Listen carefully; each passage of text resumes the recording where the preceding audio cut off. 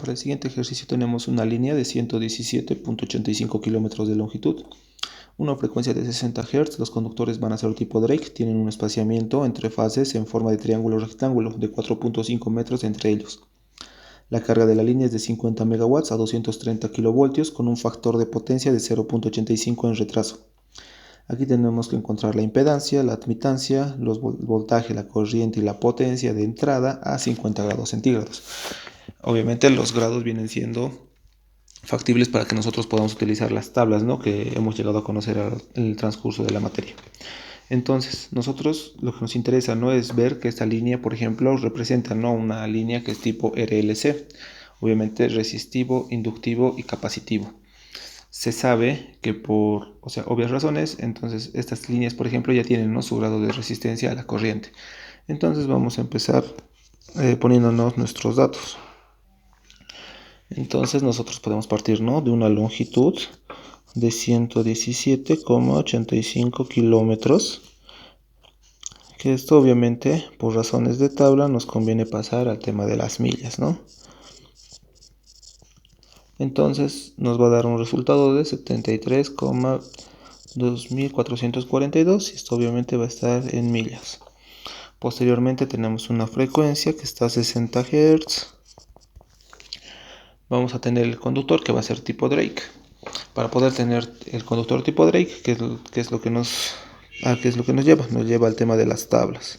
Si el conductor es tipo Drake, entonces vamos a tener una resistencia de 0,1284 ohms sobre milla.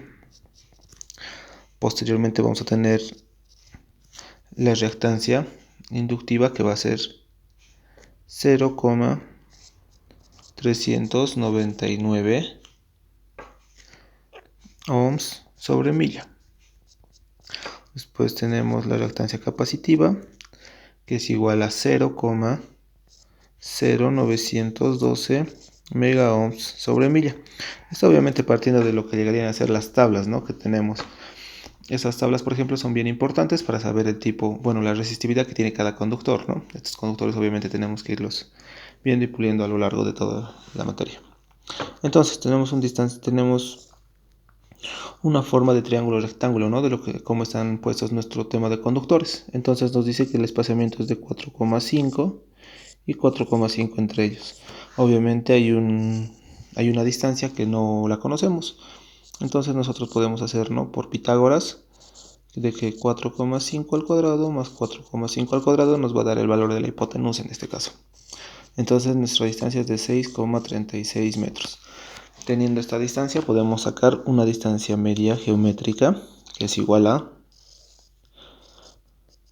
4,5 por 4,5 por 6,36.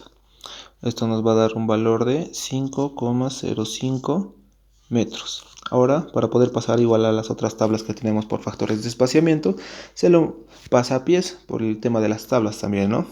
Entonces tenemos lo siguiente: 3,2808 que vale los pies. Esto equivale a un metro. Entonces me sale que es a 16,5 o igual a 17 pies. Entonces, una vez teniendo este dato, nos podemos ir a tablas y vamos a revisar, ¿no?, el factor de espaciamiento necesario. Vamos a tener los siguientes datos.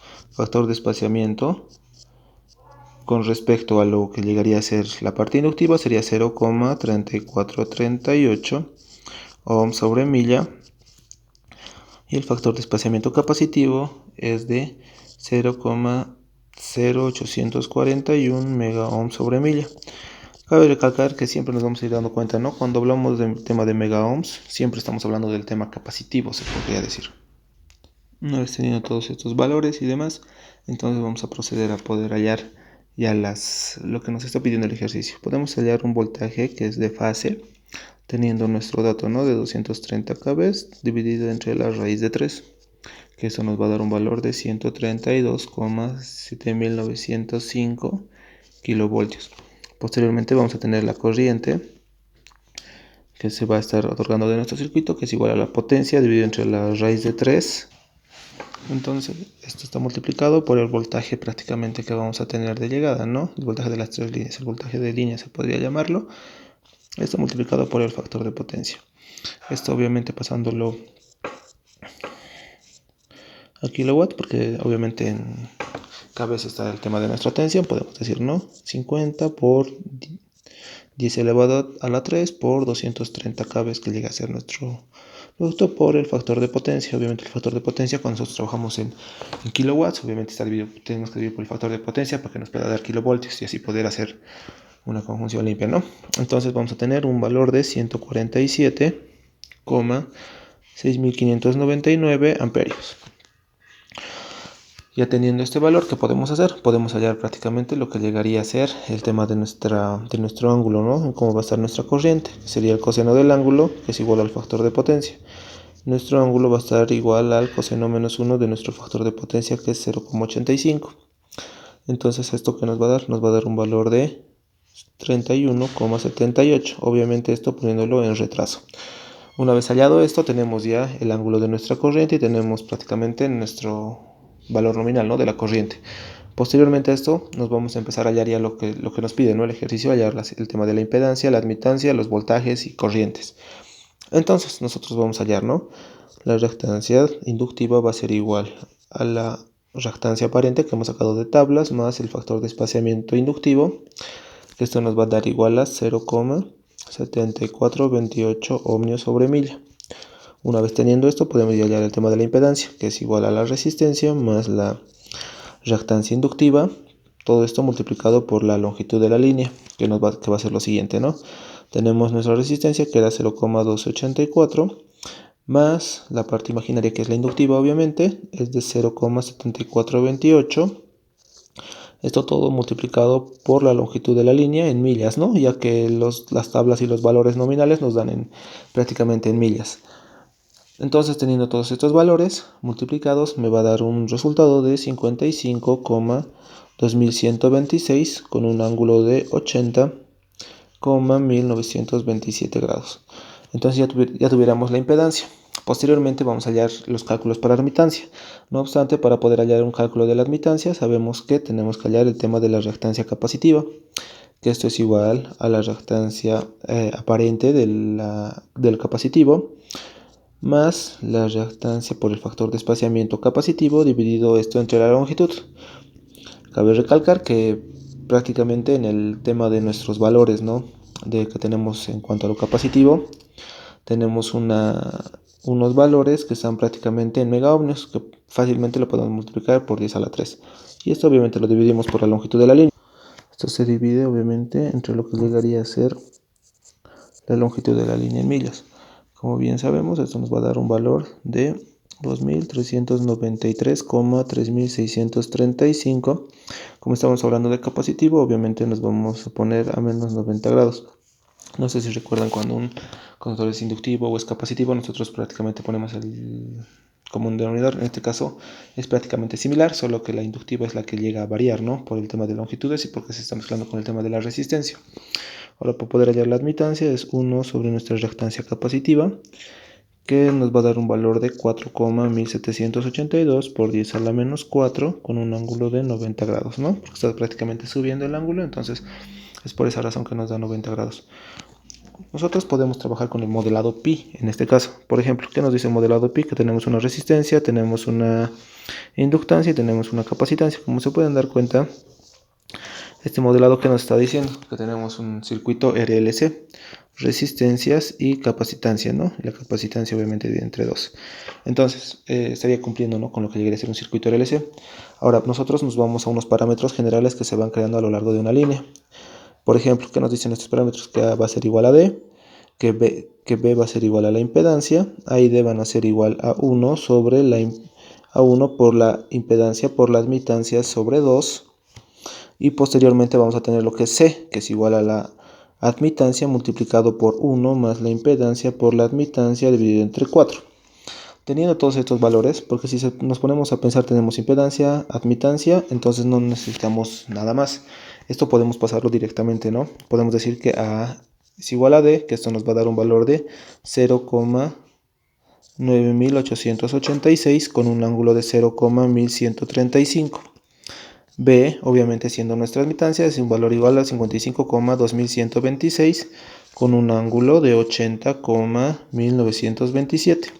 Y posteriormente y por último tenemos C, que nos va a dar un valor de 4,1544 por 10 a la menos 4 con un ángulo de 90,0566. Teniendo estos valores podemos empezar a hallar el tema de lo que van a ser nuestros voltajes, ¿no?, de entrada finales, que estos van a ser igual al voltaje, que es prácticamente el voltaje por fase que vamos a tener, o el voltaje por fase multiplicado por el parámetro A, más la corriente de llegada por el parámetro B. Esto nos va a dar un valor de 4,1000, perdón. Esto nos va a dar un valor de 136.835,6437 con un ángulo de 2,6631. Cabe recalcar que mientras más pequeño sea el valor del ángulo, obviamente estamos yendo por el camino correcto, porque el voltaje no se tiene que llegar a desfasar, siempre tiene que tender a ser cero. Nosotros pasándolo a kilovoltios me va a dar un valor de 136,8366 con el mismo ángulo, ¿no? 2,6631. Entonces, una vez teniendo esto, podemos hallar el parámetro igual de lo que llegaría a ser el tema de la corriente. La corriente de entrada o la corriente necesaria para que nosotros podamos lanzar, ¿no?, los 147 amperios que nos pedían el resultado es la siguiente. Podemos decir que es igual al voltaje de referencia de fase por el parámetro C más la corriente de llegada por el parámetro A. Esto obviamente poniéndolo a la calculadora nos va a dar un total de 126,0307 con un ángulo de desfase igual, ¿no?, de 9,8073 amperios. Todo esto obviamente viene siendo los resultados, ¿no?, que estamos teniendo. Ahora vamos a sacar el voltaje de línea, ¿no?, el voltaje de entrada de línea, que obviamente nosotros habíamos hallado el voltaje solo de fase, ¿no? Esto va a estar multiplicado por la raíz de 3, obviamente hablando de 136,8366. Esto nos va a dar un valor de 237,0079 con un ángulo de 2,6631. Obviamente esto viene siendo en kilovoltios. Si se dan cuenta, no es mucha la variación, ¿no? Nos ponemos a ver aquí el valor real que tenemos que lanzar, que es de 230, y nos está pidiendo que para el despacho general tengamos que trabajar con un valor de 237,0079, porque a lo largo de una línea siempre va a llegar a lo que llegan a ver, lo que son las pérdidas y demás. Entonces vamos a hallar la potencia de entrada, que es el voltaje de línea, por la corriente de entrada por la raíz de 3. Esto obviamente viene siendo por el coseno de nuestro ángulo del voltaje de línea más el ángulo del voltaje de la corriente. Entonces, teniendo todos estos valores, nosotros podemos prácticamente decir que nos va a salir un resultado de 51,7456 megawatts. Entonces, viendo, ¿no?, los resultados que nos están saliendo, entonces estaría cumpliendo, ¿no?, con las normativas. Como pueden ver, hemos hallado el tema de lo que llegaría a ser la impedancia, que se encuentra en este punto. Tenemos el tema de lo que es la admitancia. Con estos valores hallamos los parámetros generales que van a estar prácticamente ubicados en toda la línea, como les decía, en un modelo pi, ¿no? Y posteriormente vamos a tener lo que llegarían a ser los voltajes de entrada, las corrientes de entrada y las potencias de entrada. Como bien saben, una línea prácticamente se caracteriza por eso, ¿no?, tener una entrada y tener una salida. Entonces, nosotros teniendo eso en cuenta, podemos decir que estaríamos cumpliendo con las normativas, ¿no?, de lo que requiere el ejercicio.